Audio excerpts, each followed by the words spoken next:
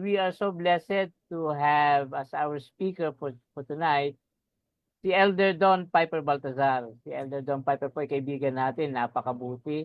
Siya po ay elder sa Filipino English SDA Church in New Jersey. And he is also napakarami pong gawain ito para sa gospel. He is also the president of Power of God's Grace Incorporated, na talagang nangangaral po ng gospel sa napakaraming lugar.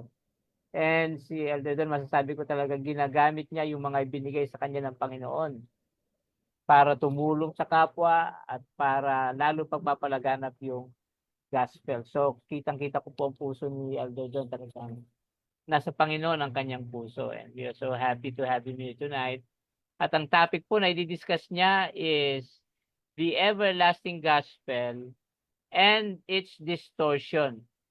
Alam po natin yung everlasting gospel, it is the message about Jesus Christ, the history of Jesus Christ, yung buong buhay niya, ano?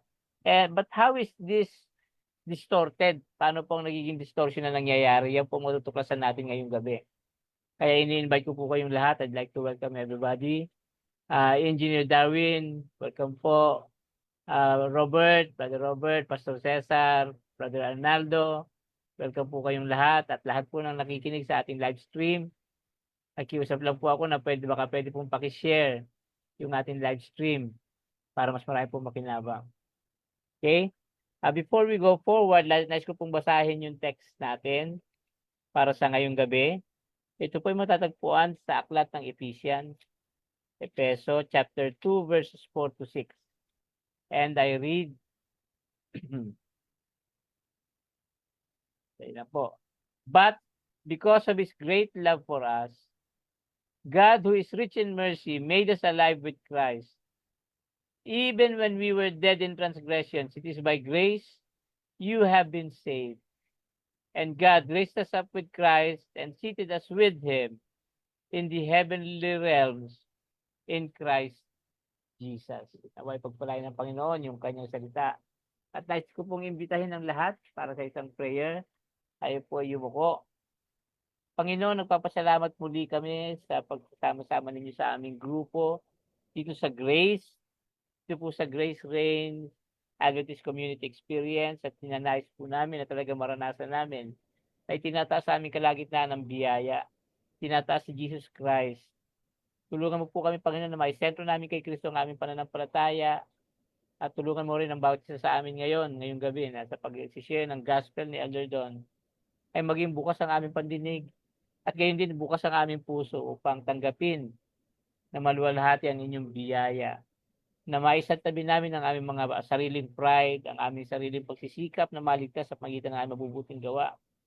Naway maisantabi namin ito at maitanggap namin ang biyaya ninyo dahil ang kaligtasan ay sa pagitan ninyo lamang. Nawa po, Panginoon, ang tangi-tanging blessing ang mapasa kay Elder Don, maging malinaw ang kanyang pag-iisip at malinaw ang kanyang pagsasalita upang maluwalhati lalo si Kristo. Itong dalangin ko sa pangalan ni Jesus. Amen. Amen. Okay. So, I'd like to give the time now to Elder Don. Meron po kayong 30 to 45 minutes, Elder Don. Sige And po. then after that, we're going to have a Q&A. Oo. 30 minutes po. Okay, sige po. Salamat po, Pastor Joel, sa pagkakataong inyong pinagkaloob sa inyong abang lingkod na maging bahagi ng platapormang ito. Ang pangalan ko po, katulad ng pagpapakilala ni Pastor Joel, ay si Elder Don Piper Baltasar. Ako po ay naging Seventh-day Adventist magmula pong ng 1994. Yan po, no? So, meron ng mahigit 30 taon na nakakaraan. At habang nagtatagal, lalo kong na uunawa ang mayroong ipinagkatiwala sa denomination ito. Hindi naman nangangahuluga siya na maging exclusive siya, na para bagang ang grace ay exclusive lang sa Seventh-day Adventist. Hindi po ganun, no? Ngayon, marahil sa marami, ito yung kaunahang unang pagkakataon na mapapakinggan ninyo yung tinatawag na distortion. Ito naman po ay sumasang-ayon din sa Revelation chapter 3, 14 to 21 na ang opinion o hindi opinion kundi ang evaluation mismo ng ating Panginoon Jesucristo na siya tinatawag na true witness sa ah, seven last churches na hindi pwedeng siya magkaroon ng pagkakamali sa kanya mga evaluation sa seven churches ng Revelation. Ang pinakahuling church na binanggit dyan, yung Laodicea. At ang state ng Laodicea ay lukewarm. At ang opinion ng Panginoon, ang evaluation ng Panginoon, ang pagkakakilala ng Laodicea sa kanya sarili, siya ay mayaman, he is, she is rich and in need of nothing. Pero ang evaluation ng Panginoon, but you do not know. So kung ang nagsabi ang Panginoon, sinasabi niyang hindi natin alam, pakinggan natin mabuti bakit niya sinabi yan, di po ba? Isa itong distortion na isi-share ko sa inyo. Maraming distortion kasi ito eh. Pero hindi pa hihintulot marahil ng pagkakataon pa na itong panahon na nakaukol para sa atin itong Lunes ng gabi dyan sa inyo, Lunes ng umaga dito, ay magkaroon ng puwang para sa lahat ng distortion. Ang isa lang realidad na malalaman natin, bawat Christian denomination ay nagtataglay ng komportable na kalagayan na itinatalaga niyang siya yung tama. Sa makatwid, lahat ng denomination sang-ayon sa kanilang evaluation ay tama at walang mali. Iyan ang malungkot na nangyari na realidad ng ating daigdig ng Kristyanismo. Dito na po tayo ngayon, no? Bago tayo magpatuloy, ilingin ko ulit na pahintulot niya ako'y mag-pray for the Holy Spirit. Loving Father, we thank you for this opportunity once again has come.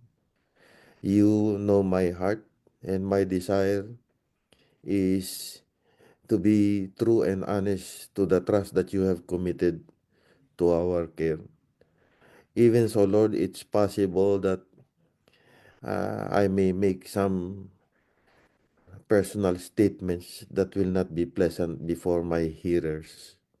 Lord, even so, please give me the wisdom that I may reach out to them in honesty, but most especially according to the scriptures. And I pray this through the guidance of the Holy Spirit who is now in our midst. In Jesus' name, amen. So, everlasting gospel, balikan na po muna natin. Nakita niyo yung Ten Commandments dyan, is not necessarily the law, but at a glance, ma-realize natin na ang Panginoon, nung likhain niya ang ating unang mga magulang, ay binigyan sila ng instruction na susundin yung kanyang habilin sa kanila, na huwag silang kakain doon sa punong kahoy sa bunga ng punong kahoy ng kaalaman, knowledge of good and evil, na ang kanilang pagsuway dito yung mga kahulugan ng kanilang kamatayan at ang kanilang patuloy na pag-observe nito, pagsubaybay, ay mga kahulugan ng kanilang patuloy na ah, buhay.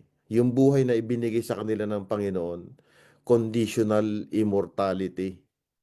Po, malinaw po yan, no? Iyan ang makikita nating ipinagkatiwala kay Adan at Eva.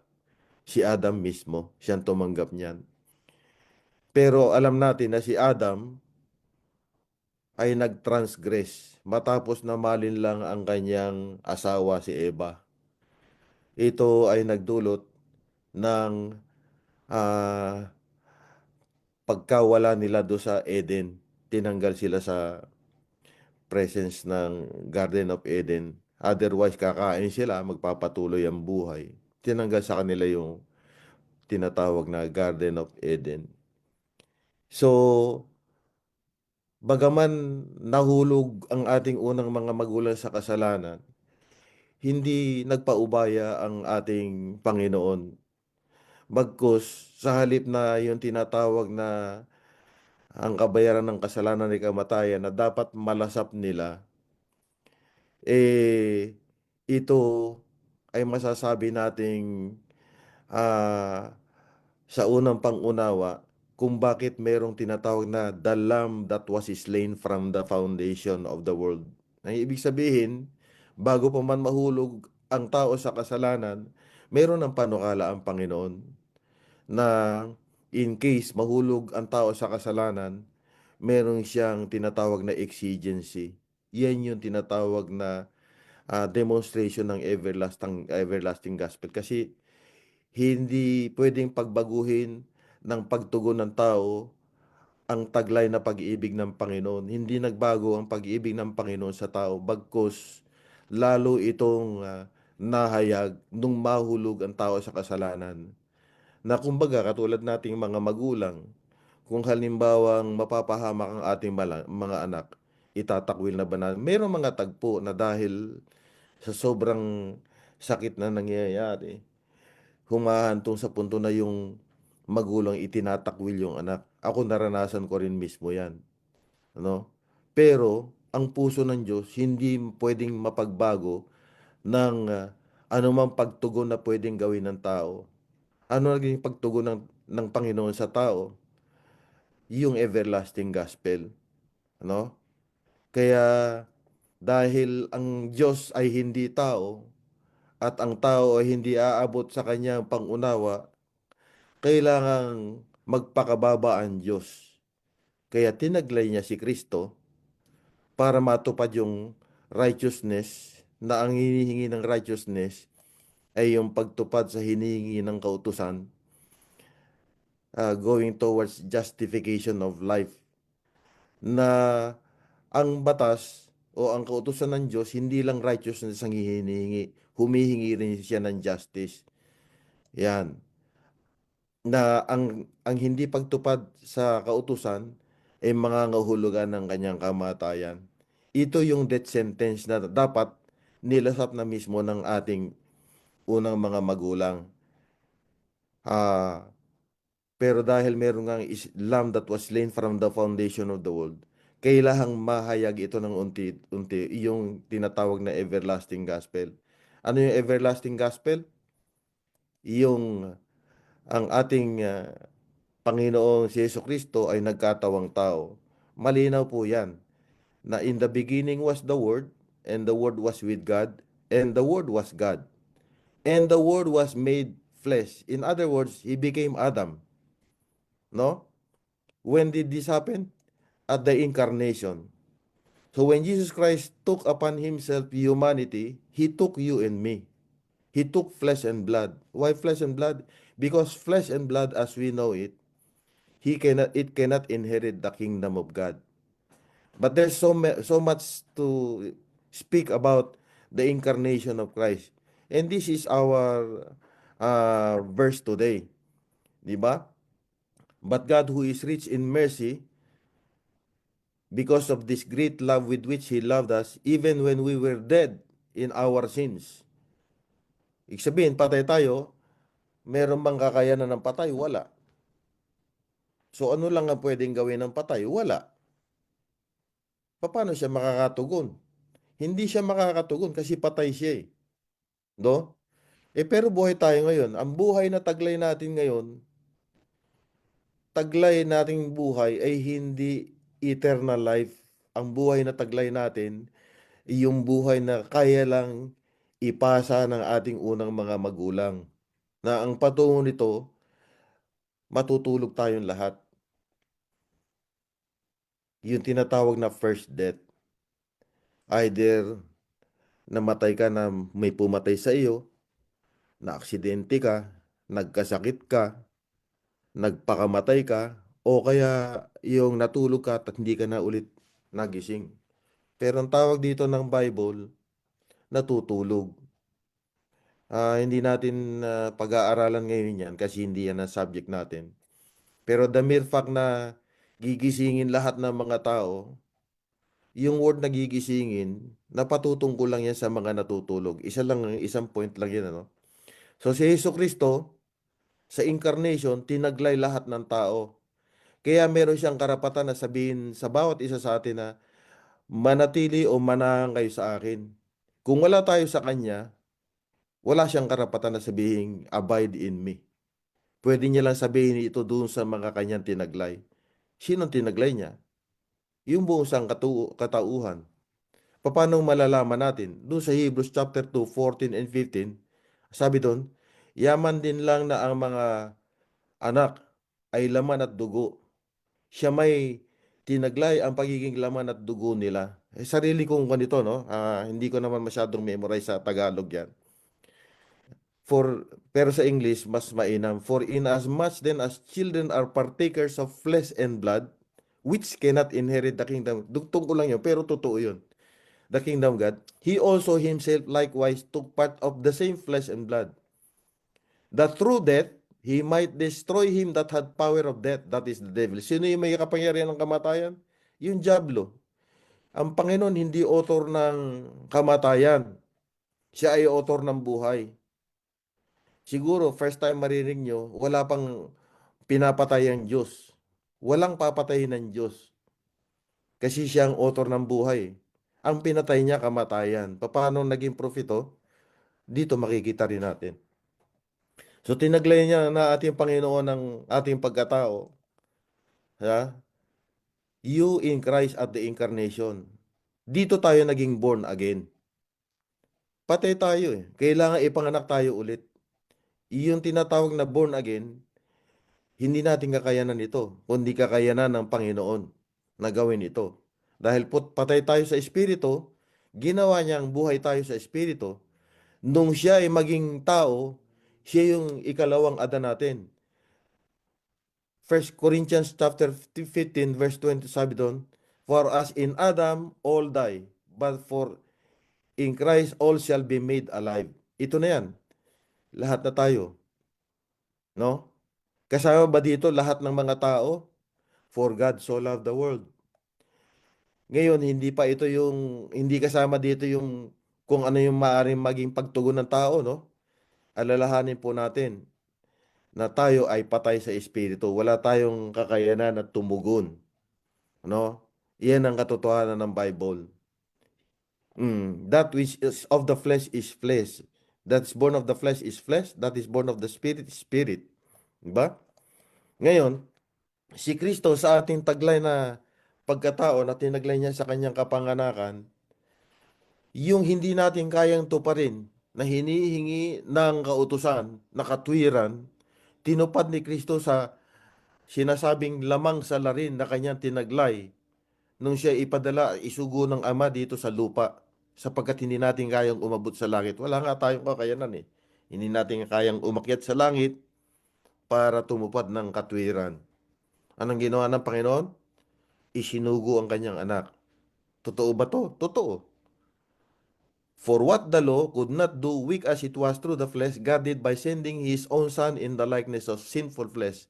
And on account of sin, He condemned sin in the flesh. 2 Corinthians 5:1, for He, the Father, made His Son, Jesus Christ, to be sin for us.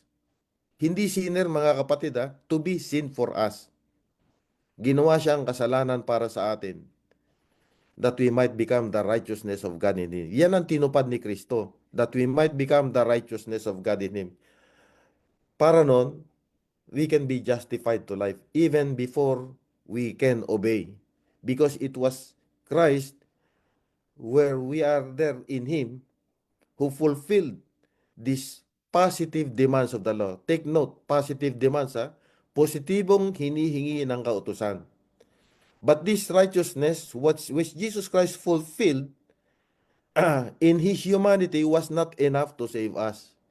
He needed to meet the just demands of the law. Death for sin. The wages of sin is death, right? So it's death for sin. How did He do it? Through Him having surrendered. When He said, Father, into thy hands I commend my spirit. Isinuko niya yung makasalanang laman sa krus ng Kalbaryo. Later on, pag nagkaroon tayo ng pagkakataon, bakit krus? Samantalang hiningi ng kautusan, kamatayan sa pamagitan ng pagpupukol hanggang sa ikamamatay doon sa mga nagbablaspheme sa Panginoon. Wala tayong panahon ngayon dyan. So, he met the positive demands of the law. He also met the just demands of the law. Death for sin. And not only sin, but death itself. No? So, Jesus Christ fulfilled righteousness. He also fulfilled the just demands of the law. He surrendered this sinful flesh to his cross of Calvary when he said, "It is finished." What was finished? The redemption of humanity. This is before we can respond to anything that Christ accomplished. In fact, sa cross, sabi niya Ama ko, patawarin mo sila sapagkat di nila nalalaman ang kanilang ginagawa. Doon sa mga apostol na sabihin na natin sila, mga apostol sila, kaya ba nilang gawin yung katwiran ng Panginoon? Lahat nga nila tumakbo nung ipinako na hinuli na yung ating Panginoon. Ang number one na nakita natin nangyari dyan, yung bago nung maghugasan ng Panginoon ng paa ng kanya mga disipulos, humalik sa kanya si Judas. Hinugasan niya rin yung paa ni Judas. Ibig sabihin, yung pagpapatawad ng Panginoon, iginawad niya bago siya mamatay. Oh. Tapos yung mga apostol niya, nagsipagtakbuhan lahat. Ito si Pedro na kasing yabang ko. Ewan ko, baka mas mayaman. Meron, kasi kasalanan, pangalan ko rin Pedro eh. Don Piper Peter ako eh. May kayabangan din ako. Kayabangan ni Pedro, ibahin mo ako, Lord. Ano nangyari? Tumakbo silang lahat. Si Pedro numero 1. Pero first mention siya sa muling pagkabuhay ng Panginoon. Ano?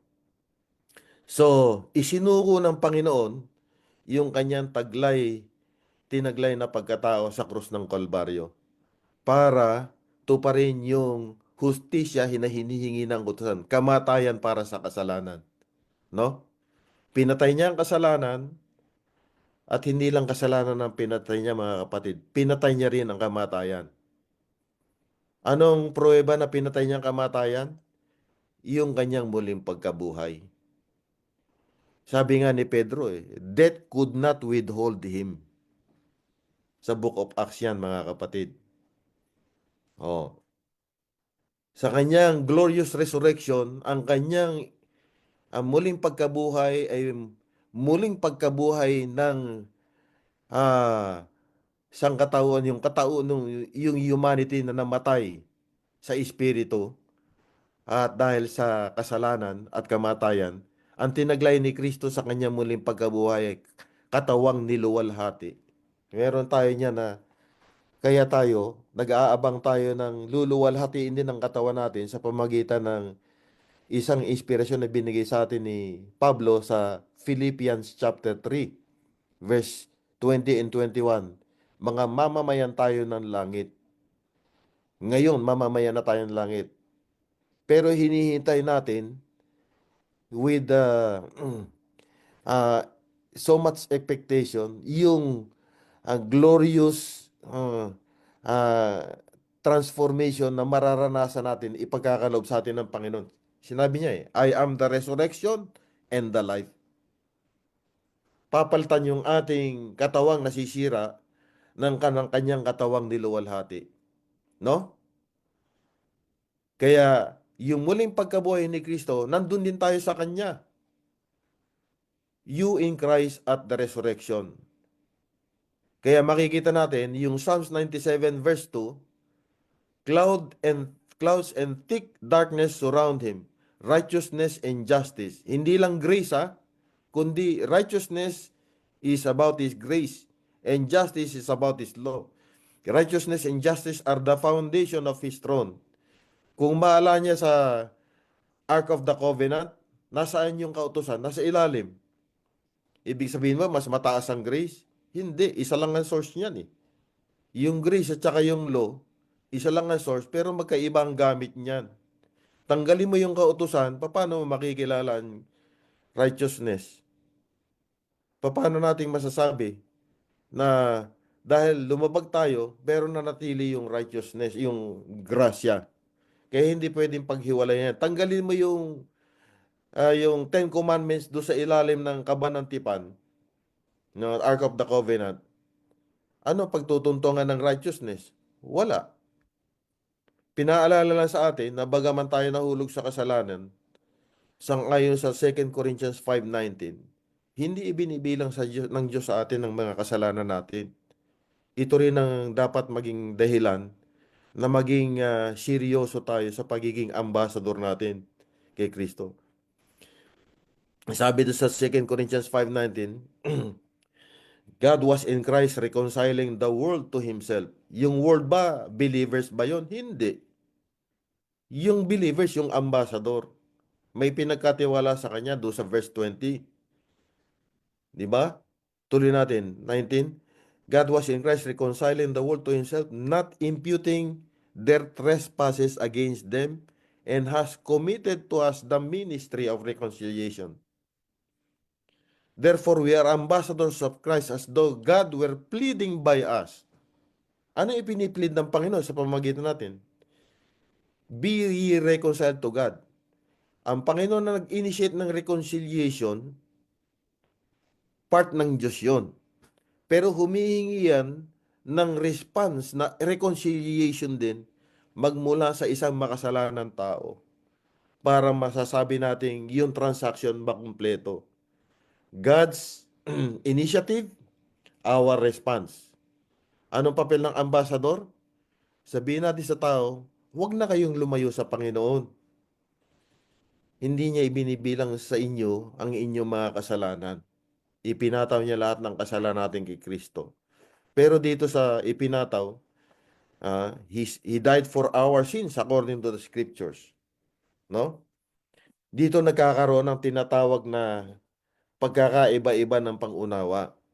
Isi-share ko sa inyo, sarili ko lang naman discover ito. Hindi official ito mga kapatid. Bagaman Seventh-day Adventist ako, sinishare ito sa mga kapatid natin dito sa New Jersey. At ako ay isa sa mga nahirang na elder. Hindi nangangahulugan I have the monopoly of understanding. I share as the Lord has impressed upon me. Naulit po yung 9740. Actually, yung pinakauna niyan, righteousness and justice are the foundation of your truth. Loving kindness and truth go before you. Yan lahat tinupad ni Kristo. No? Ngayon, merong katanungan. Ang katanungan niyan, paano yung humanity of Jesus Christ ay magkakaroon ay naging pagtugon ng Panginoon?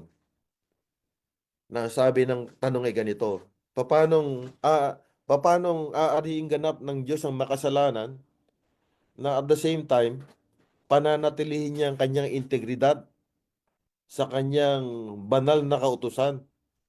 Na ang banal na kautusan nito, humahatol tungo sa kamatayan. Eternal death ito tungo sa kamatayan, noong makanyang inaaring ganap.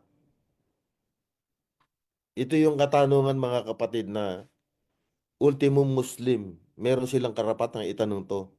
Ang akusasyon nila, kayong mga Kristiyano, yung inyong Diyos na Diyos, sinasamba ninyo, ginagawa nyo sangkalan ng inyong mga kasalanan. Sa batas ng tao at batas ng Diyos, illegal yan, unlawful yan. Anong makikita natin sa Romans chapter 4 verse 5? God justifies the ungodly. Tingnan niyo po yan, no? Romans 4 verse 5, He justifies the ungodly. Ano naman sinasabi sa Galatians chapter 3 verse 10? Cursed is he that continueth not in everything that the law demands for them to do. Sa makatwid, itong ungodly, they are all cursed. Hindi lang sila continuing not, But ungodly pa sila. Hindi ba nagsasalungatan yung dalawang verse na to? Pero parehong nasa Bible, pareho yan. Paano nating iha-harmonize ito, mga kapatid? Isang dilema ito. Dito pumasok yung mga distortion ng gospel. Ngayon, dito sa ating kasaysayan bilang mga Kristiyano, mayroong tatlong objective reality na tinatawag na sa ayon ninyo't sa gusto, wala tayong opinion na pwedeng idagdag dito. God created all men in one man, in Adam. Totoo yan. Kaya bangaman ang pangalan mo Joel o kaya Cesar, Adam ka pa rin. Kasi galing ka kay Adam. Ako si Don Piper, Adam din ako. Kasi galing ako kay Adam. Ito ay we accept by faith. Subukan mong sugatan ng sarili mo, anong kulay ng dugo ang lalabas sa'yo? Blue ba? Sinasabi nila royal blood. Pero yung royal blood natin, lahat pula. Yung hangin na hinihinga natin, isa rin lang mga kapatid. Lahat tayo nilalang kay Adan. Pero tayo din, winasak ni Satanas sa pamamagitan ng isang tao. Bago magkaroon ng anak si Adan na matuwid, nahulog na siya sa kasalanan. No? Pero itong pangatlo, ito yung tinatawag na katotohanan na kay Kristo. The truth as it is in Christ. Kita natin yung unang illustration kayo na, in Christ we were there at His incarnation. That's humanity in incarnation. So He abides us to dwell in Him. We are in Christ at His resurrection. Doon sa binasa ni Pastor Joel kakangina, doon sa verse 6 ng Ephesians chapter 2, He made us alive together with Christ, made us and raised us up. Kailan tayo ni-raise ng Panginoon? Jesus sa kanyang resurrection. He raised us up together and made us sit together in heavenly places in Christ Jesus. Literally, nandito tayo sa lupa. Pero dahil sinasabi ng Bible na made us sit together in heavenly places in Christ Jesus, nandun tayo ngayon. Sa kaninong katawan? Kay Kristo. Kaya nga namamagitan siya para sa atin eh. So, isang paksa rin yan, hindi natin makukover ngayon yan. It is this last fact that constitutes the good news of the gospel. Gives us everlasting hope. Kaya nga everlasting gospel ito eh. Yung pag-ibig ng Diyos, hindi nagbago doon sa pagtalikod ng tao. Bagkos hinabol pa yung tao para manumbalik sa Kanya sa pamamagitan ng everlasting gospel. Yung Kanyang pag-ibig, because of His great love with which He loved us, yung Kanyang pag-ibig, hindi lang yung mayaman, kundi dakilang pag-ibig na inibig sa atin, mga kapatid. Everlasting gospel yan. I have loved you with everlasting gospel. Ngayon, genuine faith, meron tinatawag na genuine faith, meron ding fake faith. Yung nakikita niyo yung illustration dyan, parehong Rolex yan. Mga kapatid, no? Alin dyan sa dalawa yung genuine, tsaka alin dyan yung fake? Kung hindi ko ilalagay yung susunod na slide o susunod na description, hindi nyo malalaman kung alin dyan yung totoo. Subukan natin, no? Ayan yung real. Medyo mas brighter siya. Ito yung fake. Ngayon, si Satanas, meron siyang counterfeit sa bawat objective truth ng gospel. Yung sinabing objective truth, yun yung sa ayon natin sa gusto, wala tayong pwedeng magawa para idagdag doon sa salvation na tinupad na ng ating Panginoon. No? Satan has prepared at least one counterfeit for every objective truth of the gospel. His counterfeit for Christ's righteousness, for example, is self-righteousness. Di ba? Real at saka fake. Meron naman talaga tayong righteousness eh. Yung righteousness natin fake. Yung righteousness natin, ang kakayanan lang yan, dalhin tayo sa libingan, 6 feet below the ground, mga kapatid. tanggapin na natin. No? Yung Christ righteousness, dadalhin niya tayo sa kanyang langit na bayan. Ginawa niya yan. 2 Corinthians 5:14 and 15. Romans 10:3-4. Galatians 5:6. Tsaka Isaiah 64 verse 6. No? Yung sinasabi to Romans, 2 Corinthians 5:14 and 15. For the love of Christ constraineth us, because we thus judge that if one died for all, then we're all dead. Ito yung objective fact ng gospel, mga kapatid, no? Nung mamatay si Kristo, yung kamatayan na yon, kamatayan nating lahat. Hindi ko opinion yun, kundi yun ang sinasabi ng gospel. Ano? And he died for all. So they that live should henceforth no longer live for themselves, but for him who died for them and lived again. Hindi namatay si Kristo para sa mga matuwid lamang o kaya sa special na denomination lamang. Namatay si Kristo para kangino? Para sa lahat. Alalahanin natin mga kapatid, no? Mga sugo tayo, hindi porke naging sugo tayo, nung tugunan natin yung panawagan ng Holy Spirit, mas special na tayo. Wala tayong pinagkaiba sa mga kapatid natin na hinihintay ng Panginoon na akayin natin sa paanan ni Kristo. Ano naman itong Romans chapter 10, 3-4? For they, being ignorant of God's righteousness, going about to establish their own righteousness, have not submitted themselves unto the righteousness of God.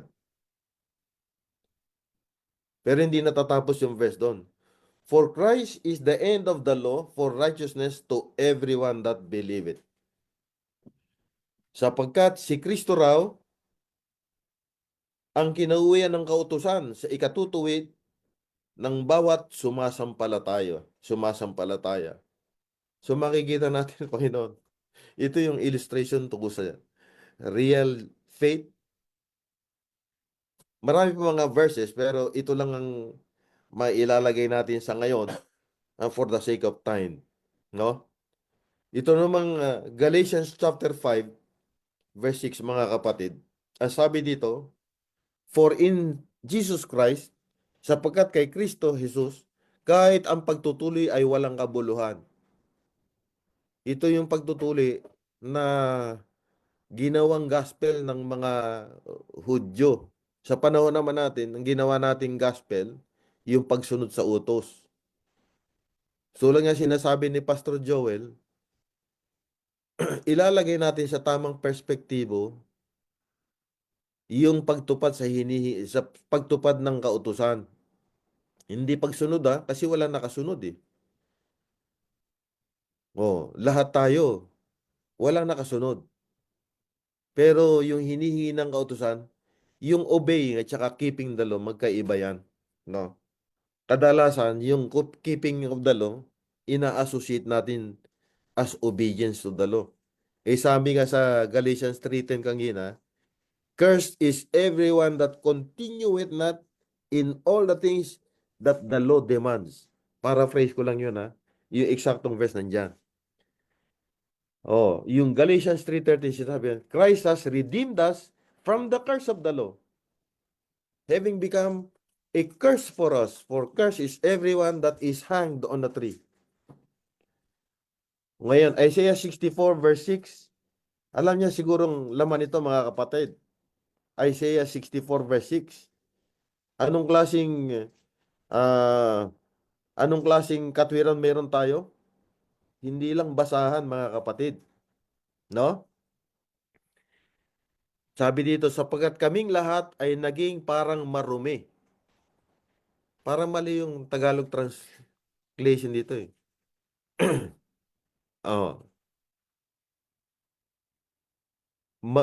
Alisin natin yung parang ay naging marumi. At ang lahat ng naming katwiran ay naging parang basahang marumi. Sa Tagalog, medyo mababaw. English na lang natin. But we are all as unclean thing, and all our righteousnesses are as filthy rags. and we all do fade as a leaf, and our iniquities, like the wind, have taken us away. Lahat ng ating kalikuan, dinala tayo, pinatpad ng hangin, mga kapatid. So, yan malinaw yan, mga kapatid. Sa bawat genuine na objective na ginawa ng Diyos kay Kristo, gumamit si Satanas ng distortion. Kaya nga iba-iba yung relihiyon natin eh. Tapos ang malungkot, yung relihiyon natin, siya na yung tinataas natin, hindi na yung Panginoon Jesucristo. Ang purpose ng grace na iniloob ng Panginoon na establish ni Pastor Joel para ma-re-establish natin yung biyaya na nagliligtas, no? Hindi sa pamamagitan ng kautusan, kasi by the deeds of the law shall no flesh be justified in his sight. Yan. Ang sabi niya, where justification by faith is not clearly understood, there is insecurity. Where there is insecurity, there is fear. And where there is fear, there can be no real love. Only concern for self, mga kapatid. Yan yung reality. No? Ito ang isang konklusyon na marahil bawat isa sa atin makaka-relate. Kung wala tayong security, mga kapatid, sa ating salvation, nangangahulugan dapat pa nating iluhod ito para magkaroon tayo ng lubos na pangunawa o ano talaga yung gospel. Kung meron tayong takot, o kaya kung baka naman kaya tayo naglilingkod kasi naghihintay ng gantimpala, iyan ang mga signs of insecurity, mga kapatid, no? Tuloy natin. Sa 1 John chapter 4 verse 18, perfect love drives out fear, because fear has to do with punishment, no? So ito lang isang ito sa mga i-resolve natin ngayon, yung tinatawag na primary purpose ng pagdating dito ni Kristo nung siya gawing laman ng Diyos. What was the primary purpose in Christ being made in the flesh? Merong tatlong propositions, ano? Number one, para patunayan na ang batas ng Diyos ay kayang tuparin ng tao. Pangalawa, para si Kristo ay ating maging ehemplo. Pangatlo, para tubusin tayo na mga sangkatauhan magmula sa kasalanan, no? Sa tingin ko, tayong lahat dito nag-a-agree na ang pinakamalapit na sagot ng Biblia na makatotohanan talaga, bagaman yung dalawa parang makatotohanan din, pero itong pangatlo, makikita natin, ito talaga ang purpose. God sent not His Son into the world to condemn the world, but that the world through Him might be saved. Hindi sinabi ng teksto na si Kristo mismo nagsabi na sinugo ng Diyos si Kristo para maging masunurin sa kautusan, kasi hindi nakasunod sa utos ang mga tao, no? At pumunta rin siya dito para maging example ng tao. Makikita natin sa mga susunod na talata. Ito yun na, if anyone can do it, I can do it. Totoo kaya ito? No one can do it except Christ. No? Therefore, no one can do it. No one can do it, therefore no one has done it. No one has done it, therefore no one can do it. That's the right. Maski isa sa atin walang humawak ng dart na pagpukol niya doon sa dartboard, bullseye na kaagad siya. Yan ang realidad. The problem with this answer, number one, is that it cannot be substantiated by the scripture. Naturally, the fact that Christ did keep the law perfectly in his humanity proved that man, controlled by God's Spirit, can fully meet the law's demands. But the Bible does not teach that this is the primary reason why Christ became a man. So our preoccupation with the keeping of the law should not take us to the point na mas pahahalagahan natin yung kautusan na hindi natin kayang sundin 100% in thought, in word, in deed kaysa sa grasya ng Diyos. Iba yung function ng kautusan, mga kapatid. Ulit-ulitin natin. Ang kautusan ay hindi nagliligtas. Ang kautusan, sinasabi ni Kristo, let your light so shine before men that they may see your good works and save you. Ganun ba yun? Hindi. And glorify your Father in heaven. Ang purpose ng good works ay para maluwalhati natin ng Panginoon. Hindi natin binababa yung kautusan to the point na binabaliwala natin ito, kundi inilalagay natin yung kautusan sa kanyang right perspective, katulad na kung paano itong binanggit ng Panginoon, ang ating good works para sa kaluwalhatian ng Diyos. Pangalawa, to be our example. While the Bible does not point to Christ as our example, it does so only with reference to believers. Example lang siya ng mga mananampalataya. Tayo mga Kristiyano, di ba? Kasi follower tayo ni Kristo. Yung mga atheista ba Kristiyano? Hindi. Pwede ba nila maging example si Jesus Christ? Hindi. Hindi nga sila naniniwala kay Kristo eh. Sino magdadala sila kay Kristo? Yung Kristiyano. So kanino example si Kristo? Sa mga Kristiyano. Ganito lang kasimple itong paliwanag na to. Di ba? To be our example of 1 Peter chapter 2 verse 21 tsaka Philippians chapter 2 verses 5 to 8. Ano sabi dito? This is a calling for utter humility, mga kapatid. Philippians 2 verses 5. Let this mind be in you which was also in Christ Jesus, who being in the form of God did not consider it robbery to be equal with God, but made himself of no reputation. Diba? And he took the form of slave. And being found in passion as a man, he took the form of a slave and became obedient unto death, even the death of the cross. Christ is our example. Hanggang saan? Sa ginhawa lang ba? Hanggang sa kamatayan, mga kapatid. Dinanas ito ni Stephen. No? Hanggang sa kamatayan. May illustration diyan. Bibilisan na natin ng illustration, no? Isang daga at saka isang paniki. Yung mukha nila magkaitsura sila. Pero merong kakayanan yung paniki na hindi kayang gawin ng daga. Dumating yung pagkakataon, mahahayag yung kakayanan ng paniki. Nahulog yung daga dito sa ditch. This is a very poor illustration, no? Kung gagawa ako ng panibagong illustration, ihuhulog ko itong daga doon sa sa balon na makinis yung walling. Hindi siya makakaakyat doon. Ito makakaakyat pa siya eh. So, babaguhin ko yung illustration na to, mga kapatid. Nag-usap yung daga at saka yung paniki. Kaibigan, anong ginagawa mo dyan? Nahulog ako dito, hindi mo nakita. Madali lang yan. Gawin mo itong ginagawa ko. Anong ginagawa ko? Lumipad ka. Kaya bang gawin ng daga yun? Hindi. Ganito tayo yung mga daga. Hindi natin kayang lumipad para alisin natin ang ating pagkakahulog do sa malalim na hukay, no, ng kasalanan. Ilagay natin dyan sa susunod yung balon. Papaltan ko yan. It's not good news. So Jesus Christ is only an example for the believers, no? So pangatlo, to redeem mankind from sin.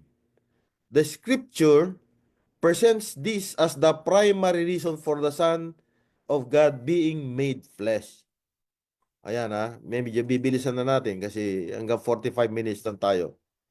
And she will bring forth a son, and thou shalt call his name Jesus, for he shall save his people from their sins.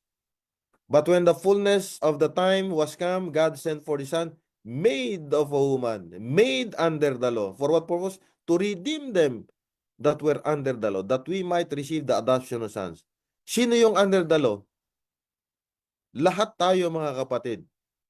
Kung kayo if you think you're not under the law, you were not under the law, then consider yourself as one of those Jesus Christ did not come for. No? So, kung you are not under the law, it's just your opinion.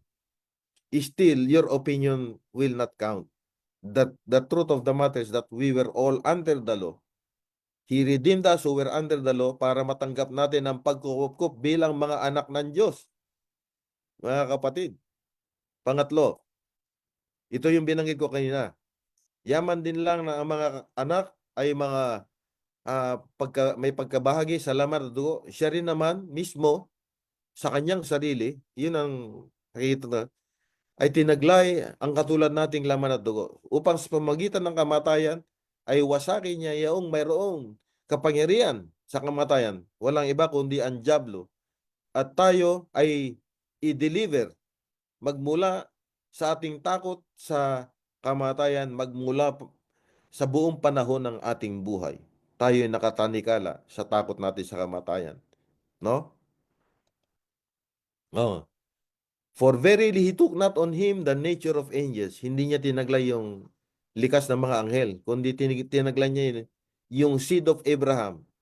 Wherefore in all things it behooved him to be made like unto his brethren, that he might be a merciful and faithful high priest in things pertaining to God, to make reconciliation for the sins of the people. No? Oh. Ito na ang problema. The Reformers answered this question with the doctrine of vicarious substitution, in which Christ's righteousness substitutes for the believer's lack of righteousness. It sounds right, but let's continue to investigate. Uulitin ko mga kapatid, warning lang ito ha. Sarili kong pag-aaral ito, na nakita ko rin sa mga marami na nakita ito. Kaya ako isinishare ito, baka naman magkaroon ng karagdagang kaalaman tayo. Christ in His humanity saved men and women vicariously. One person acting in the place of another. No? Hindi tayo nakasunod. Nahulog tayo sa kasalanan, tinaglay tayo ni Kristo. Yung hindi natin ganito pa rin, si Kristo tumupad para sa atin. Instead of us, Christ obeyed the law instead of us. Therefore, Christ also died at the cross instead of us.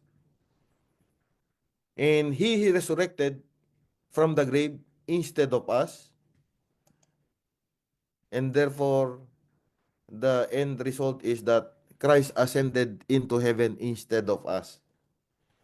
I call this a counterfeit because this is one reality that's taking place in Christianity. Yung instead of. Ngayon, makikita natin sa mga Bible verses, nagbibigay ito ng dalawang malaking problema. The gospel becomes unethical. Babasahin po natin yung mga Bible verses dyan. Tapos, it turns the gospel into cheap grace. Ang result niyan, licentiousness. Ginawa naman ni Kristo lahat, kaya pwede ako magpatuloy sa kasalanan. No? Tingnan muna natin yung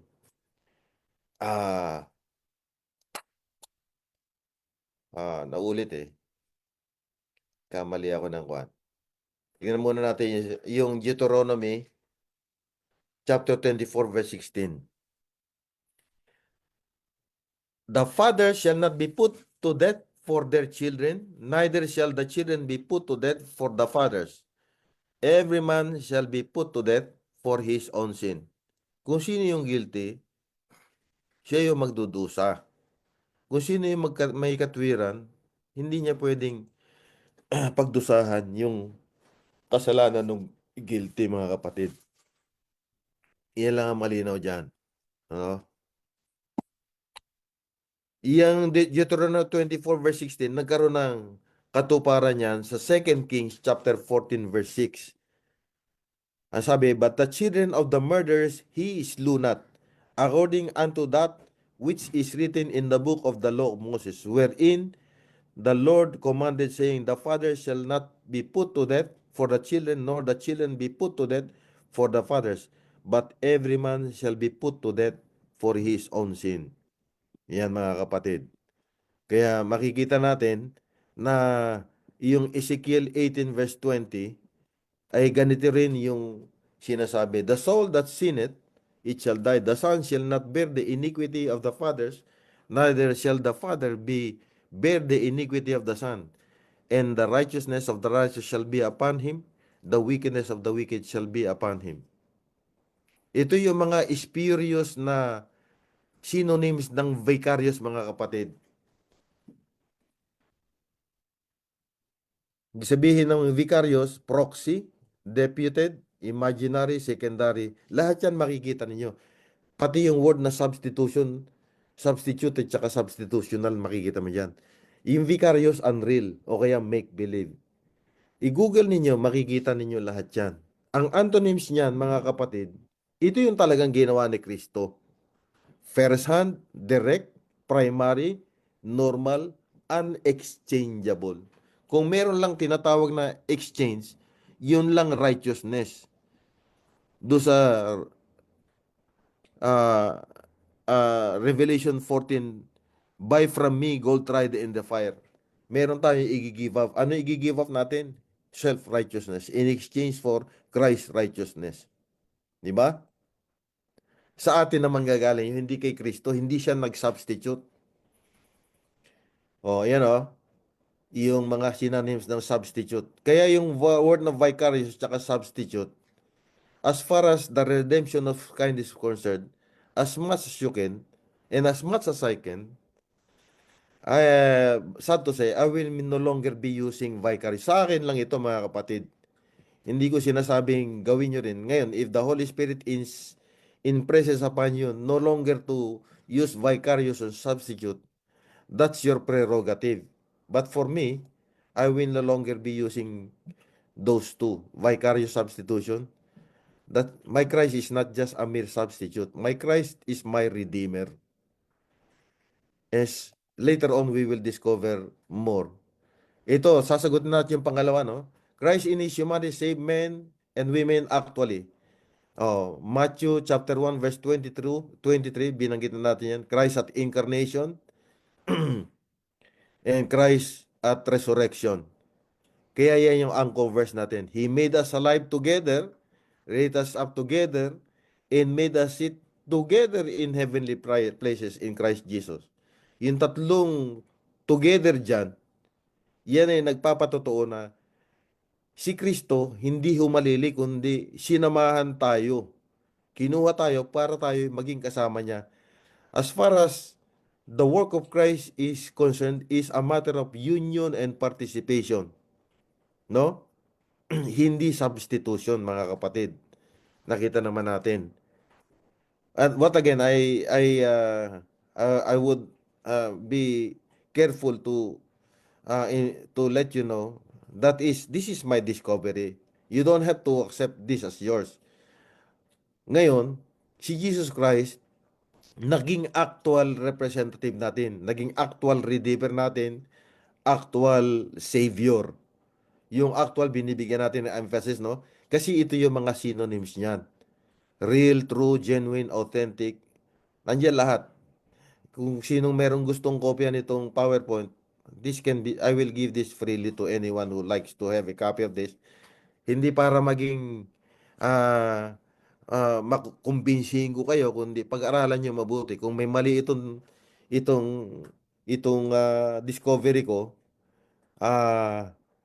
tulungan din nyo naman ako kasi as I have said, I do not have the monopoly of understanding. At the incarnation, Christ united the divinity of Christ to our corporate humanity that needed redeeming because it stands condemned. Disqualified him to be our actual representative. Ang tawag nga sa kanya, Goel, di ba? Ang Goel, kinsman redeemer. Hebrew word yun ng kinsman redeemer.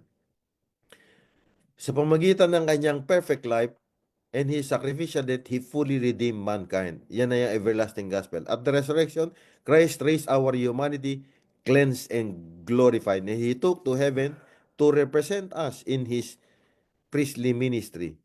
And today, He is interceding for us. No? Ang madalas na ginagamit sa intercession, yun daw mabuting gawa ng mga ng kanyang mga banal ng ginagamit niya. Parang totoo, no? Pero ang primary, bakit siya nag-i-intercede sa atin? Kasi buhay pa si Satanas. Si Satanas nag-aakusa pa rin sa atin kahit natutulog tayo, makasalanan tayo. Bakit? Kasi totoo makasalanan tayo. Pero, yung katwiran ni Kristo, yung ang katwiran na tinaglay tayong lahat sa kanyang pagkatao. Ito na yung story of redemption, fall and restoration of man. In Adam, humanity sinned, was defiled by sin, condemned to death. In Christ, the same humanity was reconciled to God, cleansed from all defilements of sin, and justified to life. Through faith in Christ, sinners experience the peace and joy of salvation. Romans 5:18. Excuse me, Bakit tayo- Elder John po. Two Oh, minutes po, 2 minutes. oh, matatapos na. By His obedience to all the commandments of God, Christ wrought out a redemption for men. This was not done by going out of Himself to another, but by taking humanity into Himself. Thus, Christ gave humanity an existence out of Himself to bring humanity into Christ, to bring the fallen race into oneness with divinity is the work of redemption. Dietrich Bonhoeffer, when God's Son took on flesh, He truly and bodily took on out of pure grace our being, our nature, ourselves. This was the eternal counsel of the triune God. Now we are in Him. Where He is, there we are too. At the incarnation on the cross and in His resurrection, we belong to Him because we are in Him. Dito na magtatapos, mga kapatid. Salamat po, Pastor. Thank you very much po at pakikita na po.